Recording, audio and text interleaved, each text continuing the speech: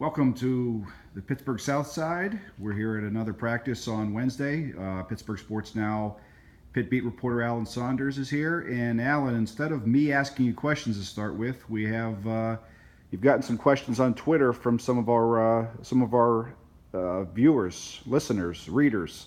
All three, I hope. Yeah, go ahead, answer what they're asking you. We threw it out there on Twitter today, and if we get a good response, maybe we'll do this more often. First one I have here is from Jay Sand, who wants me to predict the safety tandem for weeks 1 through 3. What Jay's talking about is, of course, Jordan Whitehead is suspended for the first 3 games of the season, so there's going to be a little bit of an unsettled nature to the safety position going forward. To be honest, this may be the toughest question I think I could get. Though that spot is very unsettled. There's 3 or 4 guys. I think Dennis Briggs is going to be the starter at the boundary safety. It's really still up in the air a lot between Bryson Garner and Jay Stalker at the field safety. I think Stalker probably has the edge. If you put a gun to my head, I'd say Stalker and Briggs, but I think Bryson Garner has a chance to contribute. I think Phil Campbell has a chance to contribute. I think Henry Miller has a chance to contribute. I think maybe DeMar Hamlin and Paris Ford might have a chance to contribute if they can get on the field. There's a lot going on there, but if I had to pick, I would say Briggs and Stalker for the first 3 games. Next up, we'll go with Mike Prohosky wants an update on Kazon Pugh and Ruben Flowers. It's interesting that you picked those 2, Mike, because I think they're in pretty similar spots, actually, from a depth chart and sort of picking up what they're supposed to be doing perspective. I think that Pugh, he moved from linebacker to defensive line in the spring. He's still kind of picking things up at defensive end. He's a little bit small for the position.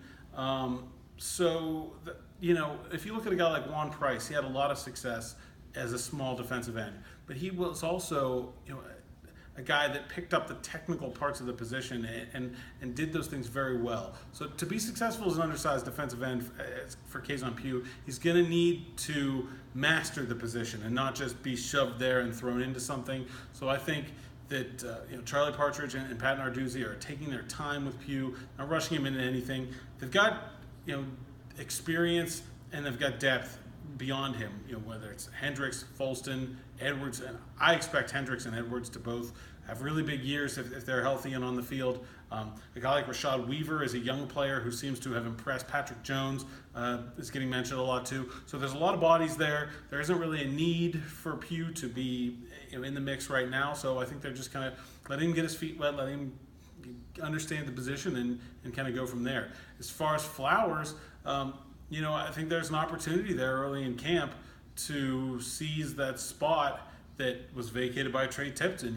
It's Raul Lopes or it's Maurice French, and those guys don't have the same kind of size and speed that Ruben Flowers does. But if anything, it seems like he's kind of gotten lost in the shuffle there.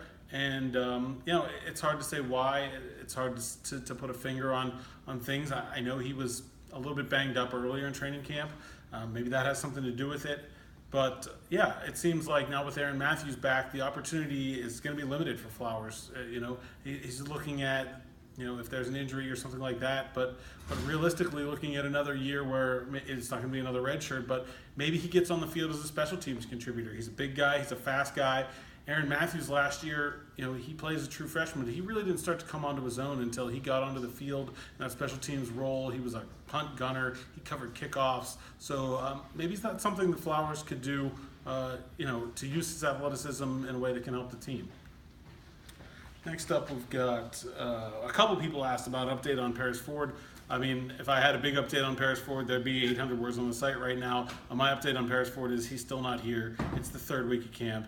And at this point, in my opinion, even if he showed up tomorrow, I think it'd be very unlikely that you'd see him as an early season contributor. And as we talked about with Jordan Whitehead's absence, that's really the time that Pitt needs help at safety. So if he was going to get on the field, it was going to be week 1, 2, 3. And the fact that he's still not here in the 3rd week of training camp, to me, makes him contributing in week 1, 2, 3 pretty unlikely at this point. So what does that mean for the rest of the season? I don't know. Maybe it's a situation like DeMar Hamlin last year where he comes in towards the end of the season. Maybe it's a redshirt year. And that's if he even does get eligible, which is far from a sure thing at this point. Matt Confer asked about corner and safety. I think he covered safety pretty well. Cornerback position is interesting because I think Vontae Maddox is going to start on one side. We talked about Felipe Motley's injury kind of creating an opportunity the other day. Dane Jackson is there. Damari Mathis is a true freshman that's really impressed a lot of people. I was talking to Jester Weah about going up against him the other day. I mean, when it comes to receivers in the ACC, there's not too many that are a tougher matchup than Weah when it comes to the combination of size, strength, and speed. And Mathis has held his own against some of the veteran guys. I think that that's a young player to watch.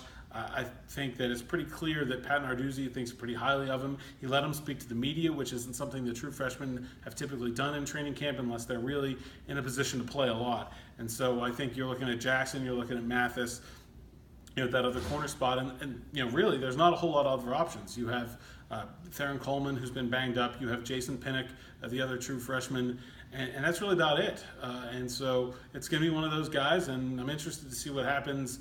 That's a position where the depth is really, really at a premium.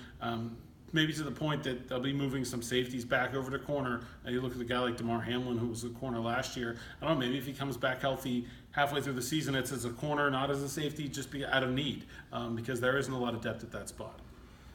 All right, I think that's what we got for today, and thanks for your questions. If we keep getting them, keep getting good ones, we'll keep doing it this way, and we'll see you next time.